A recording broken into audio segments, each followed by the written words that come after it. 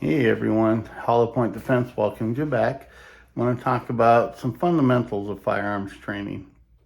Some of the questions I get are about the fundamentals and a little bit of in-depth about them. I'm going to touch on little bullet points here. No pun intended on that one. But for me, sight alignment is the first one I want to master, figure out, and know what the heck's going on. Your sights should be lined up pretty much like that. Let me get that little, there we go. But in a lot of my classes, what I see is this. I've even seen that, where there was no front sight because when they put it there, it was in the way. But sight alignment to me is my focal point for shooting. If I can align them right and put them like they're supposed to be, should be okay. The sights decide when I fire. The trigger finger does not, but the sights should decide when you fire. If you have bad sight alignment, everything else, grip, follow through, stance, trigger press, whatever, ain't worth a crap if your sight alignment is crap. So your sight alignment, to me, has to be your focal point. It has to be fairly decent, if not perfect, for you to have good shots, good grouping, and do what you want. Number 2, trigger press. That to me is the second most important for me. Because if you're not operating that trigger right and good, smoothly I should say, your sight alignment's going to be all over the place if you can't hold it. So you want to do your trigger press.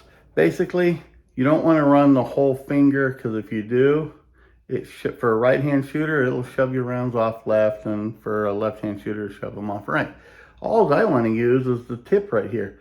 From this joint, the second joint here, going straight back. So if I was to shoot, I want to bring that finger straight back. If I'm all the way out, I want to bring that straight back to my elbow or my arm, through that way. Not at an angle, but if I'm holding there, I'm going to bring it straight back to my elbow, and it's pretty much going to be a good press as long as I do it deliberately. Straight back, middle to the upper joint of your finger, period. The finger does not decide when you fire. I see a lot of that out there. People will shoot, as soon as they reset, they're pressing that trigger. Their sights ain't even set up, because when I watch them on that, they never get back to the same point of impact. We'll get into that one in a minute. Third part is your grip. You need to torque the heck out of that right there. And what I mean by torque is, torque has 2 different meanings. One of them is a spinning, kind of like your motor. And there's another one, if you take a nut and a bolt and you torque it, it's a clamping power. So what you want to do is you want to clamp that grip nice and tight, both hands. This hand here, your support hand, I think is equally, if not more important than your firing hand. Because if it is loose and not sitting like it should be, your grip is going to be cattywampus. Again, you need to have that good grip. And when that right here, these 2 fingers, forget the pinky, these 2 middle ones, this is what you want to grip your gun with. So if I go to grip it, this pinky just going to be there. It's useless. Because what the pinky is going to do is it's going to create leverage on the handle, where you're going to do exactly that. So when you do this, it's going to rotate the gun downward. So your shots are going to be low. You want to grip with these 2 fingers only. This one, like if you're shooting one-handed, let that pinky sit out there. Let it do whatever it does. But when you go to two-handed, you only want to grip with the 2. The middle finger and the ring finger. Pinky, useless. It's not even there. So when you go to grip two-handed, torque it.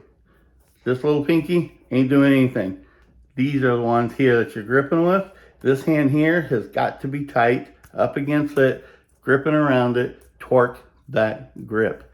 And the other thing is my support hand, not like a slap, but I like it down. That way when I grip here, it's harder for me to break that wrist down. So that's a little part of it there. And the last thing you need to do, that I see a big problem on the range as well, is follow through. The point of impact return. So once they shoot, they'll come off and come back, and they're not even back to the same point of aim. Wherever they're aiming, like right here on their target, They're somewhere over here, here, down, low, up, high. They're shooting again because they're not doing the follow through. So wherever you set those sights at the beginning and you fire, when that gun recoils and you come back, which should be less than a second, should be back at the same exact spot, not somewhere else. I see a lot of people just shooting everywhere, and their point of impacts are literally 12 to 14 inches in diameter. So they're all over the place. Point of impact versus point of aim. If I tell you to aim, I don't have one back here, but if I told you to aim at a regular target, 23 inches by 36 inches, they use the whole thing. Point of aim is you're aiming at the target. There's a lot to that target.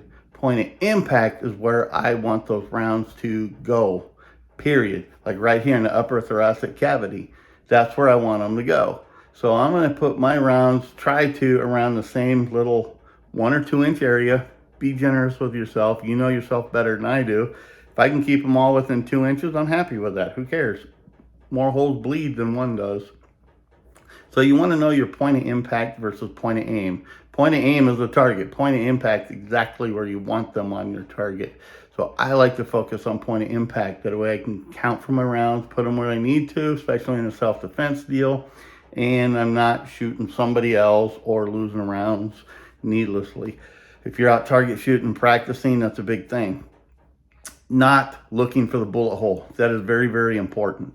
Every time you shoot, I watch people drop the gun. Oh, there's my bullet hole. They'll come back, but they never get back to the same area. So they're all over the place, anywhere from 6 to 14 inches, because they never get back to the same place. Don't look for the bullet hole. Once you fire, that gun recoils, you put that trigger back out and then back to the slack out of it, and then your sights, or your sights and then the slack. You want the same position where it was on that first round. Fire it again, same thing, repeat.